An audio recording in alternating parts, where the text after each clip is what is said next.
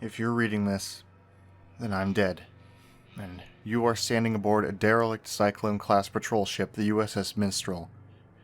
I was the XO of this vessel, Lieutenant Commander Ryan Simmons. Please read this carefully. If you're an officer or enlisted man in the United States Navy, this is an order. Scuttle this vessel immediately. Do not finish this letter. Get off the Mistral at once and send her down. Consider this a quarantine scenario. All hands are likely dead. God help you if they are not. We are 8 days out of Kirkwall, tracking an intermittent and scrambled distress call from what appeared to be an Icelandic fishing vessel, deep in the no-fishing zone of the North Sea. We found the vessel, we found a mile-wide streak of oil and fragments, the largest of them still burning. The night before, the enlisted man on watch had reported seeing a flash of light on the horizon. The crew was nowhere to be found, except for one lone fisherman, unburned and floating at the far end of the debris field. He had been shot in the forehead with a small caliber revolver. When we fished his pale blue corpse from the frigid water, he was still clutching a fishing knife in one clamped hand. What we were able to piece together from the fragmented and confounding evidence was that for some reason unknown, the crew had been in conflict, resulting in the murder of at least one sailor and the eventual sabotage and destruction of the ship. Visibility was only a few hundred feet as we spent the next day drifting silently among the debris in hopes of finding a survivor. The crew was already visibly shaken by the discovery, the grim dread of the fog, and lone smoldering pieces of the ship that collided with our hull unsettled even the most seasoned of us. We had expected an easy cruise, and the simple retrieval of a dozen thankful Icelandic fishermen. What we got, at first, was a silent and oil-slick-coated area, a single corpse, and more than a few nagging questions.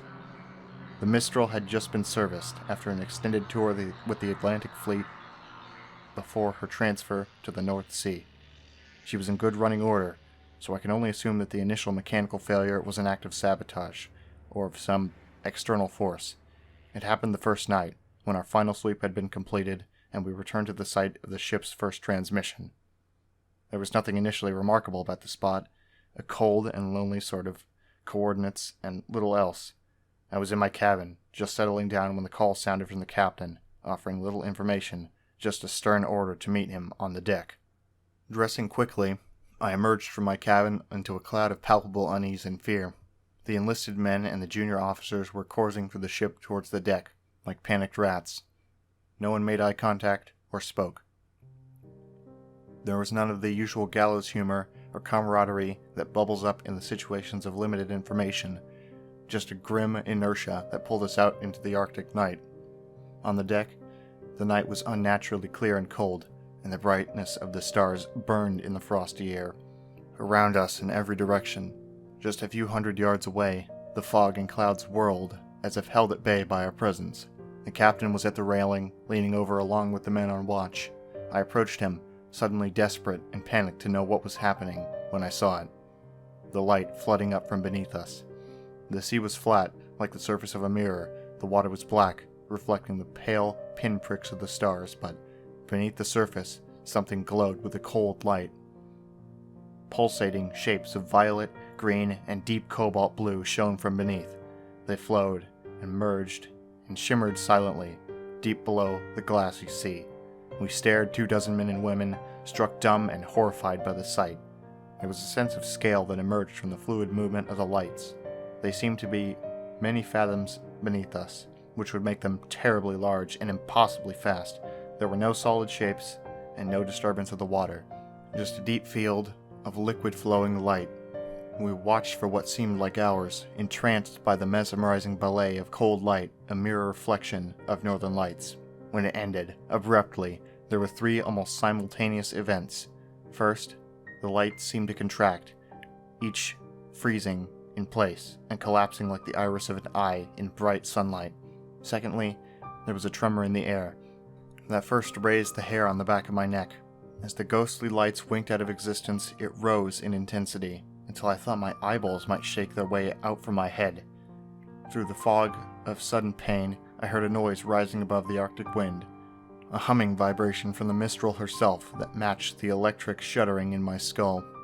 It was as if every light bulb aboard the Mistral were suddenly flushed with power, flaring bright and buzzing noisily in their housings, and when the wine had reached a fever pitch, they began to pop and shatter among a shatter of sparks. From start to finish, it seemed like in less than 2 seconds, and we were left floating silently in the dark waters beneath the starry sky on a dead and crippled boat. The damage was invisible, without any obvious cause, and total. Nothing aboard the Mistral worked. Each carefully crafted system of multiple redundancies had crumbled. Every light was shattered, and even the replacement bulbs and the small flashlights we all carried held fused and useless filaments. Satellite phones, shortwave radios, all means of communication were useless bricks of plastic and wire. Every battery was dead, every stereo system was silent. We were adrift, without sail or engine, isolated from the world by 100 miles of a black and silent sea. The crew moved through the ship that first night like moles, fumbling through dark corridors with only a few pale green chemical lights to check each system. They relayed each disheartening message like a fire brigade through the darkness, to where the captain and I stood on the deck, trying to make sense of the senseless. At last, when nothing else could be done, I fumbled my way back to my cabin, and tried to sleep, the darkness feeling like an oppressive, many-fingered hand slowly gripping my chest. The next morning, I again took stock of our situation, hoping for some fragment of hope we had passed by in the night. The damage was total. We would have to find a way to send a distress call, and hope that we had not drifted too far from our last known coordinates. The men may have not have known the full details, but it was clear, from their haunted visages, that they knew how dire the situation was. The first death was that afternoon. The sounds of screaming brought me above deck and into a thick, heavy fog. High in the gloom, I could see bright burning specks of light descending slowly. My stomach turned. It was 2 signal flares drifting uselessly through the haze. Some damn fool had fired the signal flares. I burned with an unfamiliar and foreign rage, and rushed through the fog to the foredeck with hatred in my blood and my fists clamped tight. The sense that emerged from the fog broke me from my stupor. The enlisted man, a flare gun still in his hand, lay broken in a pool of blood. The captain stood over him, clutching the railing, driving the heel of his boot repeatedly into the broken mess of the boy's skull. I realized then that the screaming I heard, the high, keening wail, was coming from the captain, his face in a rictus of animal rage. Around them was a small crowd, standing motionless and silent, watching like sentinels. The captain turned to see me and dropped into a crouch, his fingers wrapping around the flare gun, and he raised it level with my eyes. We stared for a long moment at each other, our eyes locked, as he panted heavily, his face lightly spattered with blood. The only sound was the wet gurgling exhale of the enlisted man's death rattle, a bubble of blood forming on his ruined face. I had served with this man for nearly a decade. This was not the man I knew. This was a hollow simulacrum, filled with violence and terror. I spoke to him then. In a soothing voice, I asked him to hand me the flare gun. He said nothing at first, and then spoke, his voice a tiny trembling sound that was swallowed up by the thick gloom around us. He's murdered us, Ryan. The fog, the flares will never... He shook his head, clenched his eyes tight, as if he was trying to shake himself from a dream. Then he shuddered once, violently, his back arching like a seizure. "This little fuck has killed us," he choked out. The flare gun wavered in the air, when I took a step closer, reaching out for him. He opened his eyes, and I froze again, as we stared silently at one another. You're going to die here," he giggled quietly. "I always wanted to watch you die, you fucking coward." He tilted his head back and laughed, one hyena-like bark to the gray sky, and then put the flare gun in his mouth and fired, the last flare igniting and temporarily bathing his head in a halo of magnesium orange and smoke. He tumbled back over the railing. If there was a splash when he hit the water, it was swallowed by the fog. I stood for what seemed like a very long time. It slowly dawned on me that I was alone, the silent audience having melted away below decks, no doubt taking the grim tale with them. I feared for morale, an absurd concern I realized now, but could not move from the spot, as if sheer force of will could cause the sea to regurgitate this man, my friend. In the emergency lockers, I found that a handful of flare guns remained, and I stuffed one into each pocket and entered the dim passageway to below deck. Over the hollow retort of gunshots, other muffled sounds began to emerge, the choking sobs, the screams of pain and anger, all bringing the faint impression of the copper smell of blood. The dark was oppressive and thick as my heart rose in my chest. The pale, fading light of the chemical glow sticks that hung at regular intervals illuminated the bare corridor, and I moved slowly toward my cabin. It had been sacked, and my service pistol was missing.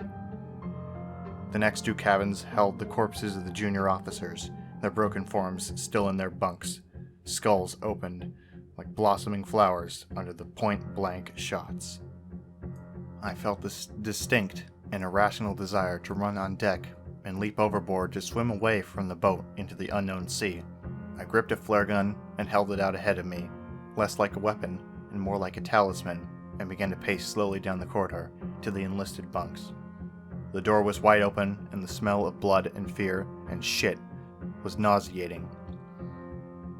As my eyes slowly adjusted to the dim, I saw a field of bodies, torn, shredded, and shattered by bullets and makeshift clubs. A few of the men still moved, twitching slightly. I watched in frozen terror as one man, his face a mask of blood and rage, tensed up his head to regard me, and with a weak cry of rage began to drag himself with his arms, trailing a broken and shattered leg towards me. From the shadows, another form pounced on him, a boot digging into the wounded man's back with a wet cracking sound. I recognized the attacker's face in the green chemical dim, a quiet and bookish young man. And like the captain, this was not the man I knew. This was a beast that wore his skin. He reached down and grabbed the wounded man's jaw, thumb slipping into mouth. The wounded man growled, a feral, mindless sound, and tried to bite down, but his attacker gripped tight and pulled. The jaw came off with the sound of tearing tendons and a shriek that vanished into the air. I was no longer breathing, holding silently at the entrance, but the attacker snapped his head up to see me, nostrils flaring. The jawbone hit the floor with a meaty sound, and he lunged towards me with silent animal grace. I fired the flare gun, and it hit him square in the chest. His shirt caught fire, and all air escaped his lungs with a sudden forceful exhale, but impossibly he continued on towards me. As I passed through the portal and slammed the door, the fire had climbed into his hair, and he was squealing now, his clawed hands still outstretched towards me. I felt him impact against the door, and saw that nightmare visage wreathed in fire through the small porthole, lips already burnt away to reveal 2 rows of perfect teeth. He wailed, and began to smash his burning form against the door, once, twice, 3 times, and then silence. I raised my eyes to the porthole, and saw only the faint image of the burning shape as it disappeared into the darkness. All conscious thought evaporated, and I fled. I have barricaded all entrances to below deck now, and have doomed myself to slow death at the hands of the enveloping cold. I can still hear the living ones down there, screaming and banging on the doors. They are not the men that I knew. I console myself with this thought as I leave them in the dark to starve or murder each other. If you have read this far and have not fled these waters, or God forbid, are still aboard the Mistral, then I beg you again, leave now while you can. Do not look below deck. There are none of us left to save, and certainly none worth saving. It's cold now, and the fading day surrendering the warm gray light to the dark. There are no stars this night. Nothing but the heavy blanket of night. If I could get below, I would find some way of destroying the Mistral, like the brave men of the ship we were sent after. But it's too late. The most I can make of my last moments, as all feeling flees my extremities and writing becomes impossible, is a warning. Please, send us into the deep, tell no one you found us, and never return. There are things and primal desires older than man, and forces beyond the grasp of our simple minds, and they dwell here, beneath the frozen sea.